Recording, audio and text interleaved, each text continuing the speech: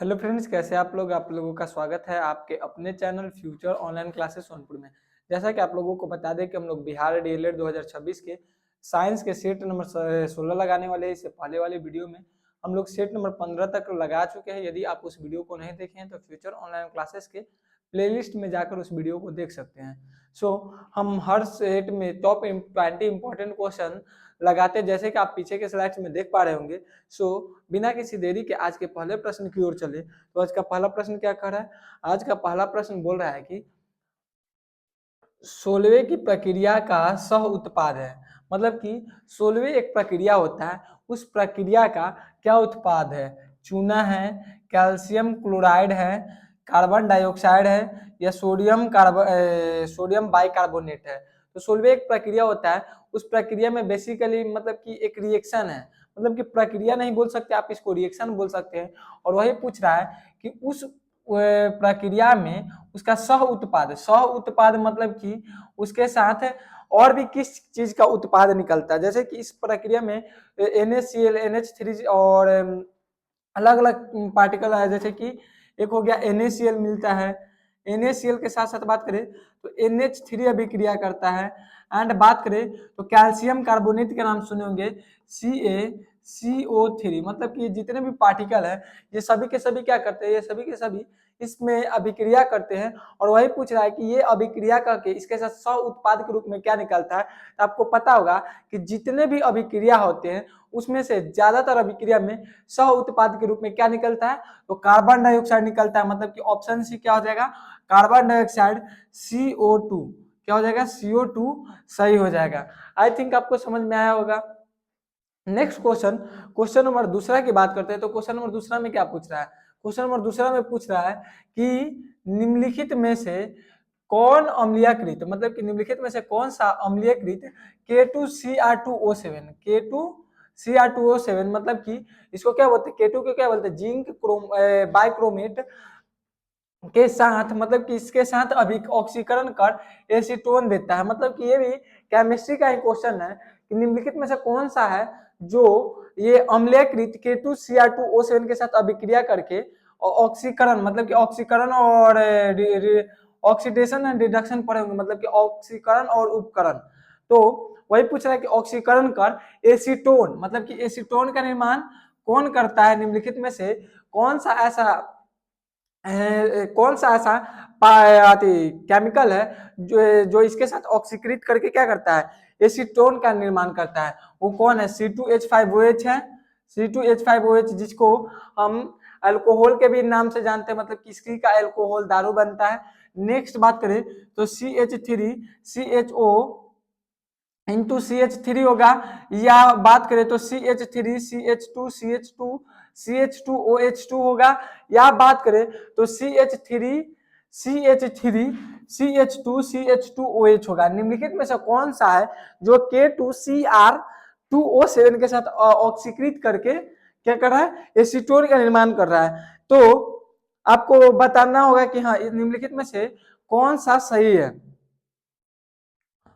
कि निम्नलिखित में से कौन सा सही है। तो CH3COH इंटू CH3 ये जो है ये ऑक्सीकृत होकर क्या बनाता है, एसीटोन का निर्माण करता है। मतलब कि बात करें तो K2Cr2O7 क्या दिया हुआ है, K2Cr2O7 किसके साथ अभिक्रिया करता है? वो अभिक्रिया करता है CH3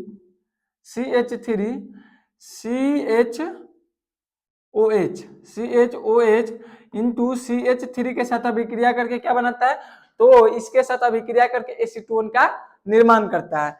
नेक्स्ट क्वेश्चन नंबर 3 की बात करें तो क्वेश्चन नंबर 3 में क्या बोल रहा है, क्वेश्चन नंबर 3 में बोल रहा है कि क्वेश्चन नंबर 3 में क्या पूछ रहा है, क्वेश्चन नंबर 3 में पूछ रहा है कि फ्रीडेल क्राफ्ट की अभिक्रिया में प्रयुक्त उत्प्रेरक है। मतलब कि फ्रीडेल क्राफ्ट की अभिक्रिया में प्रयुक्त उत्प्रेरक कौन सा है?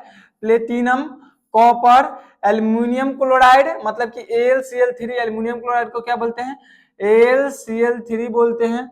कॉपर को Cu बोलते हैं, प्लेटिनियम को Pt बोलते हैं, प्लेटिनियम, या सोडियम को Na बोलते हैं। यहाँ पे यही बोल रहा है कि निम्नलिखित में से कौन सा है जो अभिक्रिया में, मतलब कि फ्रीडेल क्राफ्ट की अभिक्रिया, मतलब कि जो फ्रीडेल क्राफ्ट होता है उसकी अभिक्रिया में डालने पर वो क्या करता है, वो उत्प्रेरक का कार्य करता है। उत्प्रेरक का अर्थ क्या होता है, उत्प्रेरक का अर्थ होता है कि उसके रिएक्शन को तेज कर देता है। मतलब कि मानिए क्या दो लोग झगड़ा कर रहे हैं, तो दो लोग झगड़ा कर रहे हैं, उसमें तीसरा इंसान आकर उसको क्या कर रहा है, वो खुद से झगड़ा नहीं कर रहा है, लेकिन वो क्या कर रहा है, झगड़ा को लड़ा रहा है, वो झगड़ा को बढ़ा रहा है, देख देख तेरा मार रहा है, कुछ कुछ नहीं बोलने लगता। मतलब कि वो टोन मार मार के अलग अलग शब्दों का उपयोग करके क्या करता है, आपके झगड़ा को बढ़ाता है, आपके जो आपसी संबंध है उस संबंध को तोड़ता है, या आपके आपसी संबंध को जोड़ता है। कुछ ऐसे भी लोग होते हैं जो दो लोगों के बीच में आपसी संबंध को जोड़ते हैं, जैसे कि शादी विवाह में होता है ना कि दो लोगों के बीच में एक तीसरा इंसान होता है जो उनके संबंध को जोड़ता है, तो वही हो गया, वो उसको बोलते हैं उत्प्रेरक। तो यहाँ पे उसको केमिस्ट्री में उत्प्रेरक बोला जाता है। और ये उत्प्रेरक बेसिकली क्या करता है, तो ये करता है कि दो केमिकलों के बीच में रिएक्शन करवाने का काम कौन करता है, तो उत्प्रेरक करता है। तो यही पूछ रहा है कि फ्रीडेल क्राफ्ट की अभिक्रिया में कौन सा उत्प्रेरक कार्य करता है, तो वो था एल्युमिनियम क्लोराइड। मतलब कि जो एल्युमिनियम क्लोराइड है वो क्या करता है, तो वो उत्प्रेरक का काम करता है। किसमें, तो वो काम करता है फ्रीडेल क्राफ्ट में, वो उत्प्रेरक का काम करता है। नेक्स्ट क्वेश्चन नंबर 4 की बात करते हैं। तो क्वेश्चन नंबर 4 में क्या पूछ रहा है, क्वेश्चन नंबर 4 में बेसिकली पूछ रहा है कि निम्नलिखित में से कौन सा लवण, मतलब कि निम्नलिखित में से कौन सा लवण ग्रीन फ्लेम परीक्षण देता है। मतलब कि निम्नलिखित में से कौन सा लवण है जो ग्रीन फ्लेम परीक्षण देता है, zinc chloride, sodium chloride, barium chloride या कैल्शियम क्लोराइड। निम्नलिखित में से कौन सा है जो ग्रीन फ्लेम परीक्षण देता है। तो ग्रीन फ्लेम बेसिकली क्या होता है, ग्रीन फ्लेम एक ऐसा जांच करने का, मतलब कि एक तरह का पता करने का, रिएक्शन को पता करने का है कि मतलब कि मानिए कि कोई भी एलिमेंट को पता करना है तो उसको क्या किया जाता है, आग के सामने, आग में क्या किया जाता है, आग के आसपास गिराया जाता है। देखते होंगे कि किसी भी पार्टिकल को, मतलब कि किसी भी चीज को, किसी केमिकल को क्या करते हैं, जब आग में डालते हैं तो वो अपने रंग को बदल देता है, और वो दूसरे लॉ में, वो लॉ के साथ क्या होता है, दूसरे लॉ के साथ जलता है, उसका लॉ का रंग चेंज हो जाता है। वही पूछ रहा है कि हम निम्नलिखित में से कौन सा लवण डालेंगे तो वो क्या करेगा, ग्रीन फ्लेम के साथ जलेगा। मतलब कि जो आपको ऑप्शन में दिया गया है, इस ऑप्शन में से हम कौन सा मतलब कि कौन सा केमिकल को डालेंगे या कौन सा पार्टिकल को डालेंगे तो मतलब कि आग में, मतलब कि आग बोलिए या आप जो बोलिए, आग ही बोला जाएगा, आप क्या बोलिएगा, तो वो क्या होगा, ग्रीन फ्लेम, मतलब ग्रीन फ्लेम के साथ जलेगा तो होता है बेरियम क्लोराइड। मतलब कि जब आप बेरियम क्लोराइड को आग में डालते हैं तो क्या होता है, ग्रीन लौह को के साथ जलता है, और ग्रीन लौह के साथ जलता है तो हम क्या करते हैं, हम पता कर लेते हैं कि ये क्या है, ये बेरियम क्लोराइड। मतलब कि सारे एलिमेंट ग्रीन लॉ के साथ नहीं जलते हैं, सब अलग अलग लॉ के साथ जलते हैं, लेकिन जो बेरियम क्लोराइड है वो ग्रीन लॉ के साथ जलता है। नेक्स्ट क्वेश्चन नंबर 5 की बात करते हैं। तो क्वेश्चन नंबर 5 में पूछ रहा है कि यौगिक जिनमें कार्बन कार्बन द्विबंध होते हैं, मतलब कि यौगिक जिनमें कार्बन कार्बन द्विबंध होते हैं उसको क्या कहलाते हैं, एल्केन्स कहलाते हैं, एल्कीन्स कहलाते हैं, एसिटाइलिन कहलाते हैं या एल्काइंस कहलाते हैं। तो ये भी बेसिकली कार्बन का चैप्टर है, केमिस्ट्री का चैप्टर है। आपको पता होगा कि अभी आज केमिस्ट्री से कुछ ज्यादा, इससे पहले वाले सेट में बायोलॉजी से ज्यादा क्वेश्चन आ रहा था, कोशिका से, और आज केमिस्ट्री से ज्यादा क्वेश्चन आ रहा है। तो यहाँ पे यही करा कि कार्बन कार्बन के अंदर द्विबंध होता है तो उसको क्या बोलते हैं, तो आपको पता होगा कि सिंगल बॉन्ड को इन बोलते हैं, डबल बॉन्ड को इन, सॉरी, एन इन और आयन बोलते हैं। तो वही बात कर रहा है कि यहाँ पे जब कार्बन के अंदर डबल बॉन्ड हो, मतलब कि मानिए कि ये कार्बन हो गया और ये कार्बन के बीच में क्या है, डबल बॉन्ड है, और इधर मानिए कि यहाँ पे क्या है, हाइड्रोजन लगा हुआ है, इधर भी हाइड्रोजन लगा हुआ है, इधर भी हाइड्रोजन लगा हुआ है, और इधर भी हाइड्रोजन लगा हुआ है। तो क्या है, यहाँ पे डबल बॉन्ड है, इसको क्या बनेंगे, इसको बोलेंगे एल्कीन्स। एक होता है एल्केन, एल्केन्स बोलते हैं यदि ये सिंगल बॉन्ड होता है, सिंगल बॉन्ड होता तो क्या बोलते हैं, सिंगल बॉन्ड, सिंगल बॉन्ड होता तो हम क्या बोलते हैं, सिंगल बॉन्ड होता तो इसको बोलते हैं एल्केन्स, एल्केन्स बोलते हैं यदि सिंगल बॉन्ड होता।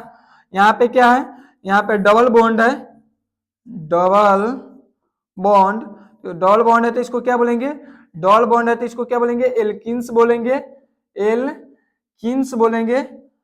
और वही बात करें कि एल्काइंस बोलेंगे कब, एल्काइंस बोलेंगे जब ट्रिपल बॉन्ड हो, कितना बॉन्ड हो, ट्रिपल बॉन्ड हो, ट्रिपल बॉन्ड हो तो हम उसको क्या बोलेंगे, एल्काइंस बोलेंगे, एल्काइंस।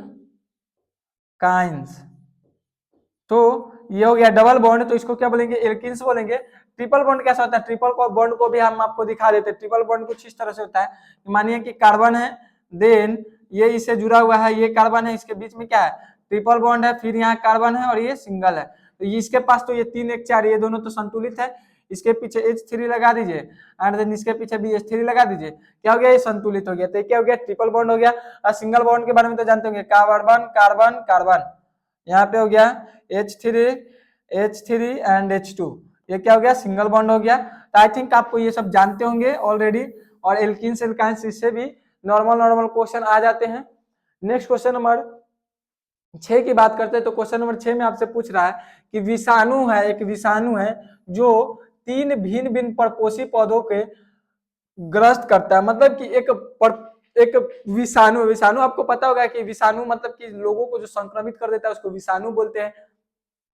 जो तीन मतलब कि एक बार में तीन भिन्न परपोषी मतलब कि अलग अलग तरह के परपोषी का अर्थ क्या होता है, परपोषी पौधे मतलब कि वैसे पौधे जो दूसरे पर निर्भर रहते हैं उसको क्या बोलते हैं, परपोषी पौधे बोलते हैं, को ग्रस्त करते हैं उसको क्या बोलते हैं, साइकोफेज बोलते हैं, T2 बैक्टीरियोफेज बोलते हैं, या LPP1 बोलते हैं, या प्रोफेज बोलते हैं। तो ये जो बोल रहा है कि तीन भिन्न परपोषी पौधे को संक्रमित करता है उसको बोलते हैं LPP1। क्या बोलते हैं, LPP1 बोलते हैं। और ये सब बेसिकली थ्योरेटिकल उतना नहीं है, इसको ज्यादातर याद करना होता है, इसलिए हम इसको लगा के चल रहे हैं। आपको पता होगा कि जहां थ्योरेटिकल होता है वहां पे समझाते हैं, जैसे कि इससे पहले वाला जो बॉन्ड वाला था वो थ्योरेटिकल था, तो उसको हम समझा के चल रहे थे। और ये सब उतना खास कोई थ्योरी वाला है नहीं, हम इसको क्या करें, उतना कोई खास बता नहीं रहे, जो ऑप्शन है उसी पे हम मारते हुए चल रहे हैं। नेक्स्ट क्वेश्चन नंबर 7 की बात करें तो क्वेश्चन नंबर 7 में आपसे क्या पूछ रहा है, क्वेश्चन नंबर 7 में आपसे पूछ रहा है कि माइकोप्लाज्मा विषाणु से भिन्न है। मतलब कि माइकोप्लाज्मा है वो विषाणु से भिन्न है क्योंकि यह संवेदनशील है। मतलब कि माइकोप्लाज्मा एक क्या है, विषाणु ही है। इससे पहले भी विषाणु से ही क्वेश्चन पूछा था और ये भी विषाणु से है, मतलब कि ये भी बायोलॉजी का ही क्वेश्चन है कि माइकोप्लाज्मा एक विषाणु है जो भिन्न है क्योंकि यह संवेदनशील है। किससे संवेदनशील है, प्रोटीन्स पर है, शर्करा मतलब कि आपको पता होगा कि जो मीठा चीज होता है उसको शर्करा बोलते हैं, या ग्लूकोज को भी शर्करा बोला जाता है। तो ये प्रोटीन पर है। माइकोप्लाज्मा विषाणु किस पे आती है, संवेदनशील है, प्रोटीन पर है, शर्करा पर है, एमिनो अम्ल पर है, या टेट्रासाइक्लिन पर है। तो जो बात करें कि माइकोप्लाज्मा है वो टेट्रासाइक्लिन पर है। और आपको पता होगा कि राइबोसोम होता है जो हमारे आती पे पाया जाता है, राइबोसोम बोलिए या राइबोसोम, जो हमारे इंडोप्लाज्मिक रेटिकुलम पे पाया जाता है। और हमारे जो 70S और 80S पाया जाता है उसी में से एक होता है 30S। राइबोसोम बेसिकली क्या करता है, तो राइबोसोम बेसिकली हमारे प्रोटीन का निर्माण करने का काम करता है। और जो 30S प्रोटीन होता है उसको संक्रमित कौन करता है, तो उसको संक्रमित माइकोप्लाज्मा विषाणु करता है। जैसे कि यहाँ पे दे दिया गया कि माइकोप्लाज्मा विषाणु क्या करता है, तो टेट्रासाइक्लिन की क्यों संवेदनशील होता है, वो टेट्रासाइक्लिन के कारण होता है। वो राइबोसोम जो 30S होता है उसको क्या करता है, तो उसको ये संक्रमित करता है। नेक्स्ट क्वेश्चन नंबर 8 की बात करें तो क्वेश्चन नंबर 8 आपसे पूछ रहा है कि सापेक्ष परागकण उत्पन्न होते हैं। मतलब कि जो सापेक्ष परागकण होते हैं वो उत्पन्न होते हैं साइकस में, गिनकगो में, या पाइनस में, या जिम्नोस्पर्म में। निम्नलिखित में से कौन में सापेक्ष परागकण होता है। तो हम बता दें कि जो सापेक्ष परागकण होता है वो पाइनस या साइकस, पाइनस, गिनकोगो में और जिम्नोस्पर्म में। तो इसका हम बता देते कि इसका जो आंसर होगा वो होता है पाइनस। हम सही बता रहे थे, जो पाइनस होता है वो पाइनस में ही सापेक्ष परागकण पाया जाता है। मतलब कि सापेक्ष परागकण का अर्थ क्या होता है, मतलब कि सापेक्ष परागकण में होता है जो वायु द्वारा परागकण, मतलब कि परागकण आपको पता होगा, परागकण क्या होता है, फूल के ऊपर पाया जाता है। आपको पता होगा कि जो फूल के ऊपर पाया जाता है उसको क्या बोलते हैं, परागकण पाए जाते हैं। और वो क्या होता है कि वो उड़ के एक स्थान से दूसरे स्थान चला जाता है। कैसे, हवा के माध्यम से एक स्थान से दूसरे स्थान को वो चला जाता है, तो उसको बोलते हैं सापेक्ष परागकण उत्पन्न होता है। तो होता है पाइनस में, और वो एक स्थान से दूसरे स्थान क्या होता है, एक स्थान से दूसरे स्थान चला जाता है, जो मादा फूल में वर्तिग्रा तक पहुंचाता है। कहां तक पहुंचाता है, मादा फूल में वर्तिग्रा तक पहुंचाता है। नेक्स्ट क्वेश्चन नंबर 9 की बात करते हैं। तो अगर पूरा रूपांतरित स्वंगीकारक फलन है तो यह है फाइलोड, क्लोडेड, स्टूपुल या फाइलोक्लेड। मतलब कि निम्नलिखित में से कौन सा, मतलब कि अगर पूरा रूपांतरित स्वंगकारिक फलन है तो यह क्या है, आपको बताना है कि यह क्या है, फाइलोड है, क्लोडेड है, स्टूपुल है या फाइलोक्लोलेड है। तो आपको बताना है कि निम्नलिखित में से कौन सा होगा। तो उसका होता है फाइलोड। मतलब क्या होता है, फाइलोड होता है। ये क्या है, इसका रूपांतरित स्वंगकारिक है। क्वेश्चन नंबर 10 की बात करते हैं। तो आलू का जो अग्र शीर्षण होता है, मतलब कि जो आलू का अग्र शीर्षण होता है अर्ली ब्राइट, इसके द्वारा उत्पन्न होता है अल्टेरनिया, पेरिनोस्पोरा, फाइटोफथोरा या राइजोपस। मतलब कि निम्नलिखित में से कौन सा है जो आलू का अग्र शीर्षण इसके द्वारा उत्पन्न होता है। तो जो आलू का अग्र शीर्षण होता है वो उत्पन्न होता है अल्टेरनिया के द्वारा। किसके द्वारा होता है, अल्टेरनिया नामक कवक के द्वारा उत्पन्न होता है। किसके द्वारा होता है, अल्टेरनिया नामक कवक के द्वारा उत्पन्न होता है। ये क्या होता है, ये एक तरह का कवक होता है। और बात करें तो आप देखे होंगे कि जो आलू का खेती होंगे तो उसके पत्ते पे जो अति पाया जाता है, भूरा भूरा कलर के ब्राउन ब्राउन धब्बा, वो भी किसके कारण पाया जाता है, तो इसी कवक के कारण पाया जाता है। और ये क्वेश्चन भी रिपीटेड ही है, इससे पहले भी ये क्वेश्चन आ चुका है। नेक्स्ट क्वेश्चन नंबर 11 की बात करते हैं। तो साधारणतः मनुष्य में पाया जाने वाला पोक टेपोम है। मतलब कि साधारणतः मनुष्य में पाया जाने वाला जो पोक टेपोवर्म है वो कौन सा है, टेनिया फ्लेवोपंक्टेटा, टेनिया मर्जिनेटा या टेनिया सेलियम या टेनिया सेजिनेटा।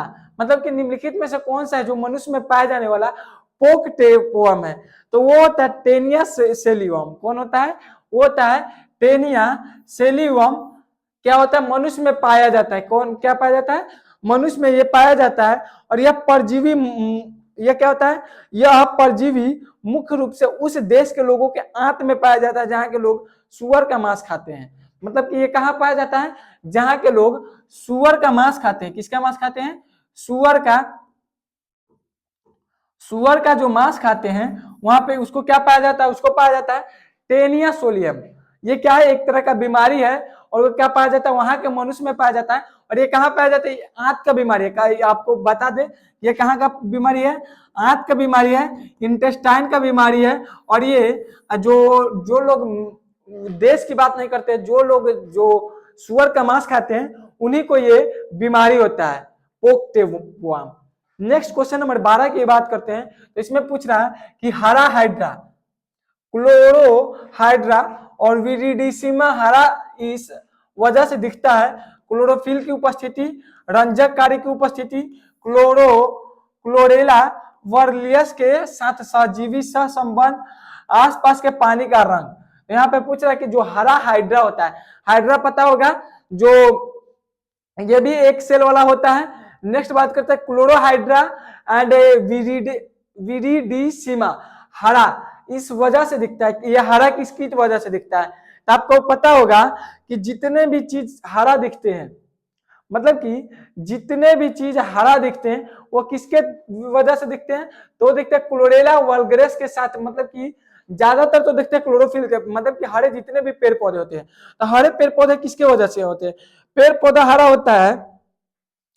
पेड़ पौधा हरा किसके वजह से होता है, क्लोरोफिल के वजह से होता है। आपको पता होगा कि क्लोरोफिल नामक एक वर्णक पाया जाता है, क्लोरोफिल नामक वर्णक पाया जाता है। किसमें पाया जाता है, तो हमारे सेल में पाया जाता है। और उस सेल में हमारे क्लोरोफिल नामक वर्णक पाया जाता है जो क्या करता है, किसी भी पेड़ पौधे, मतलब कि किसी भी पेड़ पौधे को हरा भरा करने में किसका हाथ है, तो वो होता है क्लोरोफिल के। लेकिन यहाँ पे क्वेश्चन ये नहीं, यहाँ पे क्वेश्चन है कि हरा हाइड्रा या क्लोरोहाइड्रा या इस वजह किसके वजह से दिखता है, हरा हाइड्रा हो गया, क्लोरोहाइड्रा हो गया, विरिडिसिमा हो गया, ये किसकी वजह से दिखता है, तो वो होता है क्लोरेला वर्गेरिस के साथ सहजीवी सह संबंध से। मतलब कि जो क्लोरेला ये होता है वल्गेरिस, उसके साथ जो सहजीवी सह संबंध होता है उसी के कारण क्या होता है, उसी के कारण ये हरा दिखता है, उसी के कारण क्या होता है, ये हरा दिखता है। नेक्स्ट क्वेश्चन नंबर 13 की बात करते हैं। तो निम्नलिखित में से कौन सा तिलचट्टा का जीव बनाता है, मतलब कि निम्नलिखित में से कौन सा है जो तिलचट्टा का जो जीव है वो बनाता है, मक्स लेबियम, मेडिबलस या हाइपोफेरिक्स। निम्नलिखित में से कौन सा है जो तिलचट्टा का जीव बनाता है, निम्नलिखित में से कौन सा तिलचट्टा का जीव बनाता है, तो उसको क्या बोलेंगे, वो होता है हाइपोफेरिक्स। हाइपोफेरिक्स जो होता है वो क्या करता है, वो बेसिकली जो तिलचट्टा है उसको, उसका जीव को बनाता है, या जीव का कार्य करता है, क्या करता है, जीव बनाता है। तो जीव बनाने का काम कौन करता है, तो हाइपोफेरिक्स करता है। और इसको क्या बोला जाता है, इसको हिंदी में बोला जाता है इसको बोला जाता है हिंदी में अर्धोग्रसनी। क्या बोला जाता है, अर्धोग्रसनी, अर्धोग्रसनी, ये इंग्लिश का नाम है। यदि नेक्स्ट टाइम ये भी क्वेश्चन कर सकता है, नेक्स्ट टाइम आपसे ऐसा क्वेश्चन पूछ सकता है कि निम्नलिखित में से कौन सा तिलचट्टा का जीव बना सकता है, और इंग्लिश में ना देके हिंदी में ऑप्शन दे देगा अर्धोग्रसनी। अभी क्या दे दिया गया है, इंग्लिश में नाम दे दिया गया और हिंदी में दे दिया गया। तो आपको क्या करना है, बेसिकली आपको दोनों में याद करना है, इंग्लिश और हिंदी दोनों में करना है। नेक्स्ट क्वेश्चन नंबर 14 की बात करें तो आपसे पूछ रहा है कि प्लाज्मोडियम वायरस मानव में अंतःपरपोजी है और पाया जाता है आरबीसी में, डब्ल्यूसीबी में, एपिथेलियम में या एलिवेरियोलर ऊतक में। मतलब कि जो प्लाज्मोडियम वायरस है वो मानव में कहाँ पाया जाता है, तो आपको बेसिकली यही बताना है कि जो प्लाज्मोडियम है वो कहाँ पाया जाता है, आरबीसी में पाया जाता है, डब्ल्यूबीसी में पाया जाता है, एपिथेलियम में पाया जाता है या एल्वियोलर ऊतक में पाया जाता है। तो वो बेसिकली पाया जाता है आरबीसी, मतलब कि रेड ब्लड सेल में क्या पाया जाता है, प्लाज्मोडियम वाइकस। और ये करता है, क्या करता है, तो ये मानव में अंतःपरपोजीवी और पाया जाता है। क्वेश्चन नंबर 15 की बात करते हैं तो क्वेश्चन नंबर 15 में पूछ रहा है कि इसकी मुख्य गुहा में रेडुला पाया जाता है, किसकी मुख्य गुहा में रेडुला पाया जाता है, स्नेल हो गया, मक्खी हो गया, मधुमक्खी हो गया या तिलचट्टा हो गया। तो जो स्नेल होता है उस स्नेल के जो मुख्य गुहा होता है उसके मुख्य गुहा में क्या पाया जाता है, तो उसके मुख्य गुहा में क्या पाया जाता है, रेडुला पाया जाता है। और स्नेल को हिंदी में क्या बोलते हैं, घोंगा बोलते हैं, स्नेल को हिंदी में घोंगा बोलते हैं। और ये क्या करता है, इसका जो रेडुला पाया जाता है और ये क्या करता है, भोजन को पकड़ने का कार्य करता है। भोजन पकड़ने का कार्य क्या करता है, भोजन पकड़ने का कार्य, ये बेसिकली क्या करता है, तो ये बेसिकली भोजन पकड़ने का कार्य करता है। 16 नंबर बात करें तो 16 नंबर क्वेश्चन में क्या कर रहा है, 16 नंबर क्वेश्चन में बोल रहा है कि निम्नलिखित वातावरणीय प्रदूषक मोटर वाहनों के एक जोस्ट द्वारा पैदा नहीं होता है, hydrocarbon gas, carbon monoxide, sulphur dioxide या फ्लाई एश। मतलब कि निम्नलिखित वातावरणीय प्रदूषक मोटर वाहनों में से के एग्जॉस्ट द्वारा पैदा नहीं होता है, उससे क्या पैदा नहीं होता है, कार्बन मोनोऑक्साइड तो होबे करता है, सीओ होता ही है, सल्फर डाइऑक्साइड तो होबे करता है, SO2 होबे करता है, फ्लाई ऐश होबे करता है, लेकिन हाइड्रोकार्बन गैस नहीं होता है, पैदा नहीं होता है। तो पैदा नहीं होता है वो होता है हाइड्रोकार्बन गैस। क्वेश्चन नंबर 17 की बात करें तो इसमें आपसे पूछ रहा है कि उत्परिवर्तन पैदा करने के लिए एक्स किरणों का उपयोग किया जाता है। मतलब कि उत्परिवर्तन पैदा करने के लिए जो एक्स किरण है, मतलब कि एक्स किरण का उपयोग कहाँ किया जाता है, एक्स किया था, किसने किया था, मॉर्गन ने किया था, हुकर ने किया था, मूलर ने किया था या डार्विन ने किया था। कौन सा वैज्ञानिक था जो एक्स किरण का उपयोग किया था, एक्स किरण का उपयोग करने वाला वैज्ञानिक कौन था, तो वो वैज्ञानिक थे मूलर। मूलर साहब ने क्या किए थे, मूलर साहब ने किए थे एक्स किरणों का उपयोग उत्परिवर्तन पैदा करने के लिए, किसके ऊपर पैदा करने के लिए, उत्परिवर्तन को। क्वेश्चन नंबर 18 की बात करें तो इसमें आपसे पूछ रहा है कि लाल मतलब कि RR को सफेद WW के साथ मतलब कि क्रॉस कराते हैं तो सभी RW1 गुलाबी होते हैं। यह एक निर्देशित है कि R जीन है, म्यूटेंट, अधूरा डोमिनेंट या रेसिव। तो ये बेसिकली क्या है, कलर से, मतलब कि कलर से संबंधित है। और कलर से संबंधित है मतलब कि एक कलर को आप दूसरा कलर में मिलाते हैं तो क्या होगा, तो यहाँ पे क्या किया जा रहा है, यहाँ पे जब लाल को सफेद में मिलाया जा रहा है तो क्या बना रहा है, जब हम लाल को सफेद में मिलाते हैं तो क्या हमको गुलाबी वंशज मिल रहा है, वंशज जो हो रहा है गुलाबी हो रहा है। तो ये वंशज किसका है, तो ये अधूरा डोमिनेट का है, किसका है, अधूरा डोमिनेट का है। क्वेश्चन नंबर 19 की बात करें तो ये आपसे पूछ रहा है कि ड्रोसोफिला में ज्वाइंट गुणसूत्र मिलते हैं लाल ग्रंथि में, डिम ग्रंथि में, पेशियों में या विरिसन में। विरिसन मतलब क्या होता है? वृक्क किडनी। निम्नलिखित में से कौन सा जहां ज्वाइंट गुणसूत्र पाया जाता है? गुणसूत्र जो है वो क्या पाया जा रहा है? ज्वाइंट पाया जा रहा है। निम्नलिखित में से कौन सा है जो ज्वाइंट पाया जाता है? तो वो होता है लाल ग्रंथि। मतलब कि जो आरबीसी होता है उसमें क्या होता है? ज्वाइंट गुणसूत्र पाया जाता है। आज का लास्ट प्रश्न क्वेश्चन नंबर 20 में क्या पूछ रहा है कि स्तनपायी अंडक का बाहरी पारदर्शक परत होता है, उसको क्या बोलते हैं? उसको बोलते हैं जोना पेलुसिडा। उसको क्या बोलते हैं? जोना पेलुसिडा बोलते हैं। मतलब कि जो स्तनपायी, स्तनपायी मतलब क्या होता है? वैसा जीव जो अपने बच्चे को दूध पिलाता है उसको स्तनपायी बोलते हैं। उसके अंडक का बाहरी जो पारदर्शक होता है, बाहरी पारदर्शक वो किसका होता है? तो जोना पेलुसिडा का होता है। तो आज हम क्या किए? आज हम बिहार डीएलएड 2026 के टॉप इंपॉर्टेंट 20 इंपॉर्टेंट क्वेश्चन किए। सो आप इस 20 में कितना स्कोर किए ये आपको बताना। आपको ये वीडियो कैसा लगा आपको ये बताना है। सो आज के लिए इतना ही। जय हिंद, थैंक यू।